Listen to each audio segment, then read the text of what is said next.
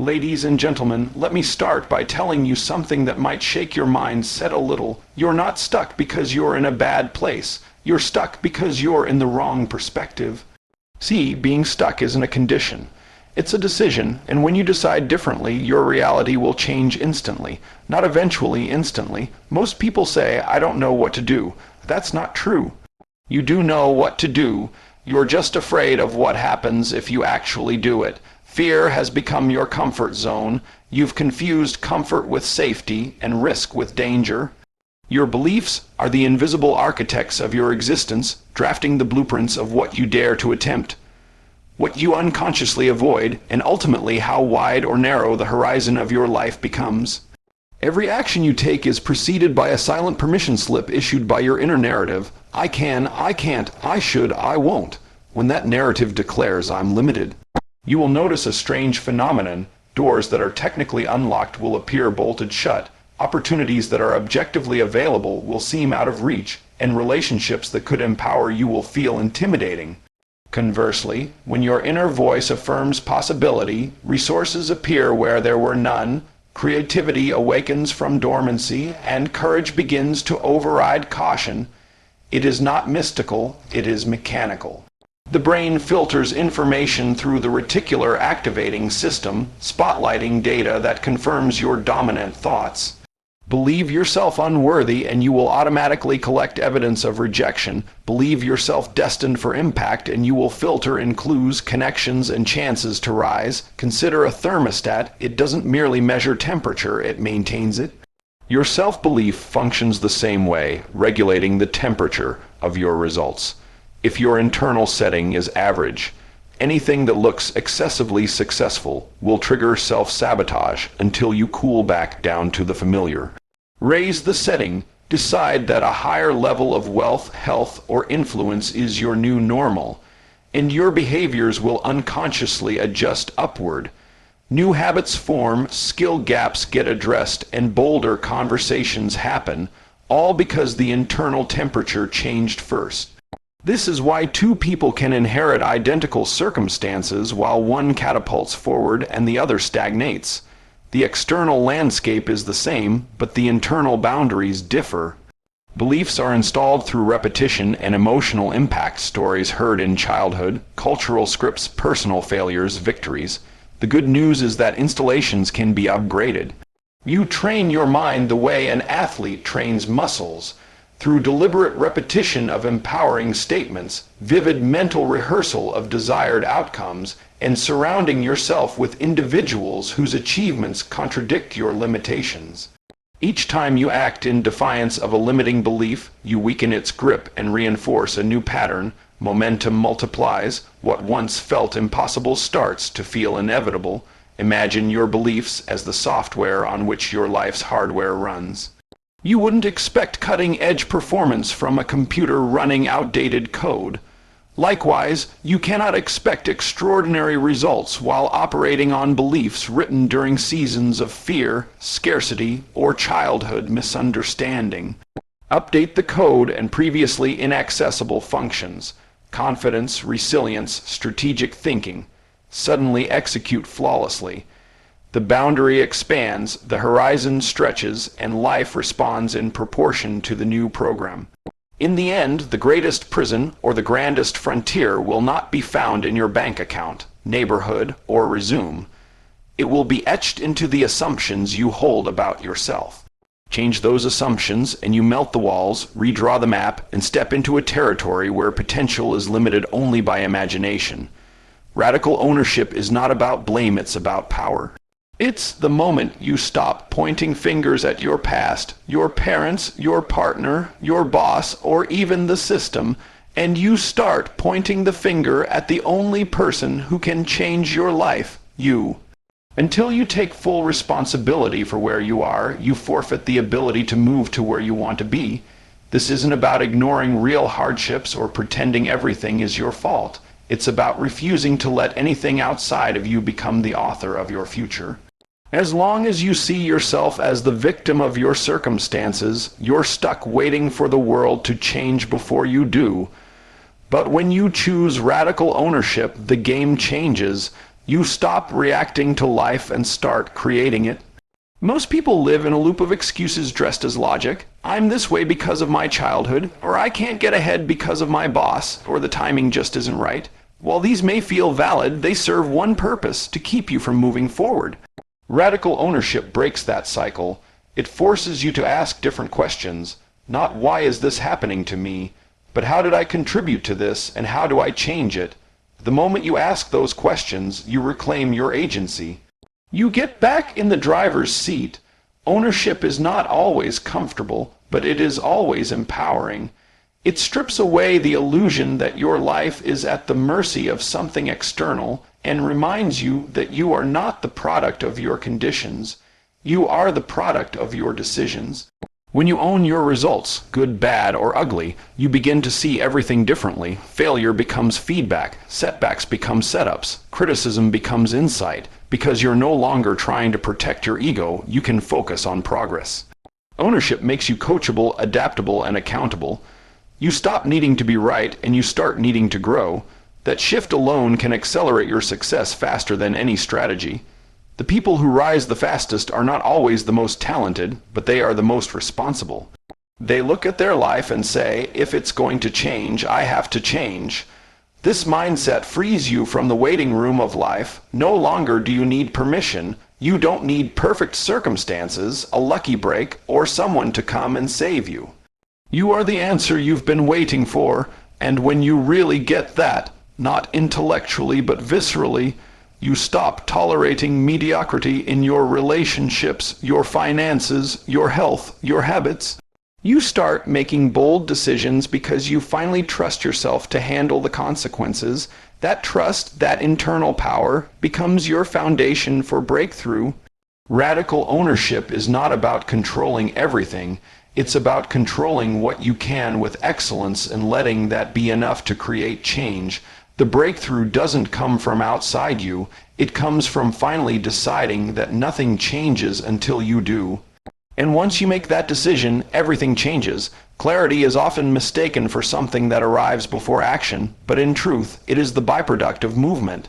Most people wait for a perfect plan, a guaranteed outcome, or a sign from the universe before they take the first step.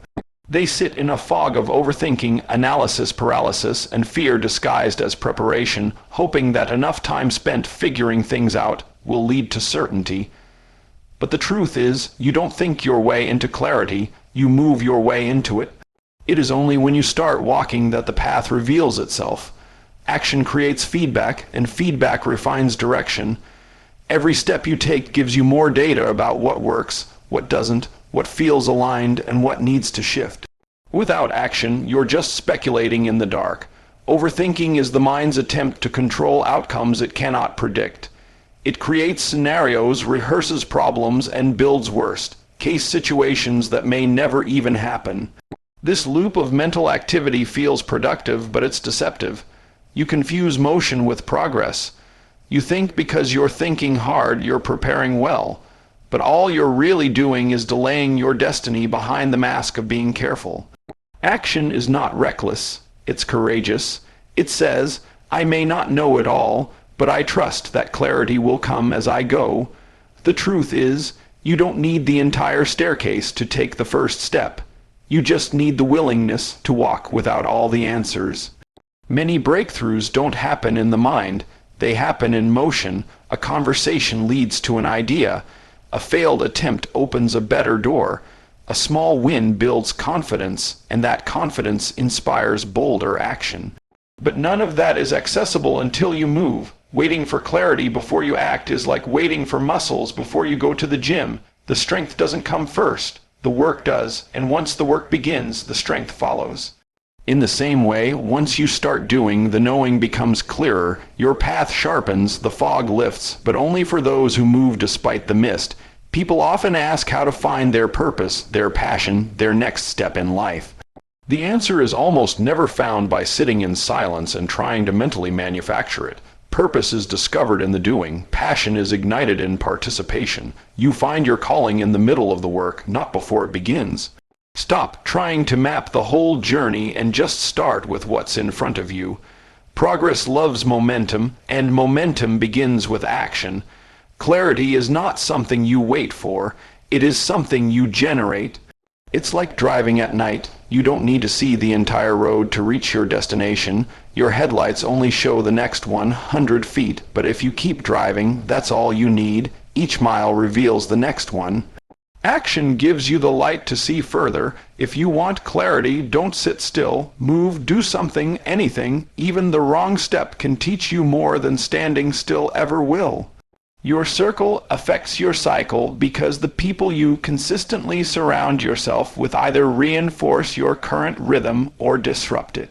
Every conversation, every shared belief, every silent agreement you hold with the people closest to you is either pulling you forward or quietly keeping you in place. The truth is, no one escapes the influence of their environment. Your mindset, your habits, even your sense of what's normal is shaped by the company you keep. If you're constantly around people who complain, settle, and blame, you will begin to lower your standards to match theirs, not because you're weak, but because you're human. Social proof is powerful. If everyone around you is coasting, quitting, or staying comfortable, you'll start to believe that's just the way life works. And before you know it, you're stuck in a cycle. Not because you lack ability, but because you're living in agreement with average. Energy is contagious, attitudes are transferable, habits replicate. So when you look at your life and wonder why progress feels slow, it's worth asking, who am I consistently around and what are they reinforcing in me? Your circle speaks to your subconscious more than you realize. If you're the smartest, most motivated, and most disciplined person in the room, you're not in a circle. You're in a cage. Growth doesn't happen in echo chambers. It happens when you're stretched, challenged, and occasionally uncomfortable. When you place yourself around people who expect more from you, you begin to expect more from yourself. You rise to the level of the room. We all live inside cycles, financial cycles, emotional cycles, spiritual cycles, productivity cycles. Some are healthy and lead to expansion, and others are toxic and keep us repeating the same patterns year after year. And here's the catch, most of those cycles were not created in isolation. They were learned and reinforced through relationships. That's why change often feels impossible while you stay connected to the same voices. It's like trying to heal in the same environment that made you sick. The change you're craving might not require more effort. It might just require better alignment. Your circle doesn't just influence your present, it prophesies your future. Show me your 5 closest friends, and I'll show you the emotional ceiling, income average, and mindset framework you're likely to adopt. You don't have to cut people off with bitterness, but you do have to be honest about alignment. Not everyone who came with you can continue with you. Some people were meant for a chapter, not the whole story. That's not betrayal, it's wisdom. Elevation requires evaluation. You have to consistently ask, is this circle cultivating who I'm becoming or enabling who I've been? Because your life will always cycle in the direction your circle is walking. Choose that direction wisely. What you tolerate in your relationships, you normalize in your reality. And what you normalize becomes the limit of what you'll ever achieve. So, if you're serious about breaking old cycles, take a hard look at your current circle. The future you want won't be built with people committed to your past. Decide with bold finality, because indecision is the silent killer of momentum. Most people stay stuck not because they lack talent, resources, or opportunity, but because they never truly decide. They linger in the gray zone of maybe, dabble in change without commitment, and flirt with progress without marrying the process. And in that hesitation, dreams decay. Bold finality is about making a decision so clear, so rooted, so absolute that it removes all other options. It's not a casual interest, it's a non-negotiable. It's the moment you burn the boats and eliminate retreat. Until you decide with that kind of conviction, life will treat your goals like a preference instead of a priority. A real decision is not about desire, it's about discipline. It's not based on mood, motivation, or how things look today. It's forged in a deep internal agreement that says, no matter what happens, this is the direction I'm going. People who achieve extraordinary results don't bounce between plan A and plan B. They live in plan A long enough to make it work. They commit before they know every detail. They show up even when the feelings fade. Bold finality is not about recklessness, it's about alignment. It's about aligning your behavior, your schedule, your energy, and your attention with the outcome you claim to want. Until that alignment is in place, you will always live with divided energy, and divided energy leads to diluted results. Making a bold decision forces you to elevate. When you decide with finality to launch the business, lose the weight, write the book, change the relationship, or live at a higher standard, you instantly raise the thermostat of your life. Everything within you must now rise to meet that new identity. That pressure is what produces transformation, but the pressure never comes until the decision is made. Most people want to feel ready before they decide, but readiness follows commitment. It doesn't precede it. If you're waiting for every condition to be perfect, you'll be waiting forever. The bold decision comes first, and the clarity, capacity, and courage catch up as you move. There's power in deciding that failure is not final, that fear is not in control, and that your past doesn't get to rewrite your future. Bold finality means you've settled the question within yourself. No more wavering, no more negotiating, no more circling the same mountain of excuses. It's already done in your spirit, even if it hasn't shown up in your results yet. And that inner decision becomes the foundation for every action you take moving forward. When your mind is made up, the world starts to respond differently. Opportunities align. People take you more seriously. Life stops testing your interest and starts matching your intention. Bold finality sends a signal to your soul, to your surroundings, and to the world that you are no longer available for the version of you that settles, stalls, or shrinks. You're moving forward, period. Not when it feels good, not if it works quickly, but because you've already decided it's who you are now. Serve in your current position with excellence, because the soil you stand on today is the exact training ground for the harvest you say you want tomorrow. Promotion is not merely the reward for future potential. It is the recognition of present faithfulness. When you treat your current assignment like a trial run, the universe mirrors that attitude back to you and offers only temporary, inconsistent opportunities. But when you pour full throttle effort, creativity, and honor into the role you have, no matter how small, overlooked, or underpaid, it becomes impossible for you to stay hidden. Excellence is magnetic. It makes clients talk, leaders notice, and doors swing open that hustle alone could never budge. You think you need a bigger platform to start shining. Heaven thinks you need to start shining to earn a bigger platform. Excellence is less about skill and more about spirit. It's the decision to infuse ordinary tasks with extraordinary intention. Answer the phone like the caller is the most important person you'll serve today. Send the email with grammar so tight it feels handwritten. Sweep the floor as if dignitaries will inspect it. You are not flattering a boss. You are forging a character that can be trusted with influence. Because influence always amplifies who you already are. If sloppiness rules in private, chaos will erupt in public. The fastest way to predict your future stage is to observe your current stewardship. Excellence in small things expands your internal capacity so that larger responsibilities don't fracture you later. Serving with excellence also rewires your psychology toward abundance. When you give your best where others give the minimum, you prove to yourself that your standards are self-regulated, not crowd-controlled. That inner testimony breeds confidence that money cannot buy. You walk differently when you know no one can outcommit you to your own assignment. That confidence is attractive capital. Investors, mentors, and collaborators prefer to back someone who treats a seemingly insignificant role like a multi-million-dollar venture, because they know that same person will multiply greater resources with reverence and precision. Many sabotage advancement by despising their current season, seeing it as a holding cell instead of a launching pad. But favor looks for gratitude in motion. Complaining contaminates creativity. Gratitude fertilizes it. When you approach your role with a grateful heart, new efficiencies, innovative ideas, and unexpected relationships start revealing themselves. Excellence turns your workplace, however humble, into a laboratory for mastery. Every repetitive task becomes a rep in the gym of greatness, honing muscle memory that will anchor you when the spotlight and the pressure intensify. Finally, excellence is seed time. Every extra mile you walk, every detail you perfect, every deadline you beat is a seed planted in soil that never forgets. Harvest seasons often arrive looking like overnight success to the onlooker, but heaven and history know better.